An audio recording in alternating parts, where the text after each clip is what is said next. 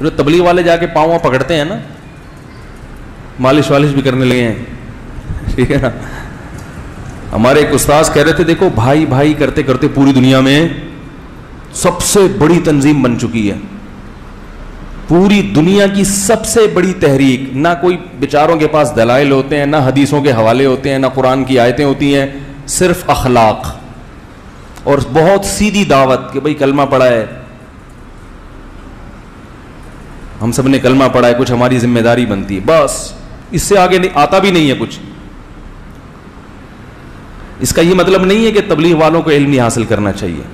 میں تبلیغ والوں سے میں کہتا ہوں, میں کیا بڑے علماء کہتے ہیں کہ یہ کام بھی کرتے رہو, لیکن ساتھ ساتھ ٹھیک ہے اخلاق سے آپ پوری دنیا میں پھیل تو گئے ہو, مگر صرف اخلاق کافی نہیں ہے, علم بھی ضروری ہے. خود تبلیغ کے اکابر کہتے ہیں کہ علماء سے علم بھی سیکھتے رہو. صحیح تبلیغ میں کامل لوگ وہ ہوتے ہیں جو تبلیغ میں وقت لگانے کے ساتھ کسی شیخ و مرشد سے یا کسی عالم سے تعلق بھی قائم رکھے. ایسا عالم جو علم میں مضبوط ہو. علم کے بغیر انسان گمراہی کی طرف چلا جاتا ہے, چاہے کتنا ہی مخلص کیوں نہ ہو.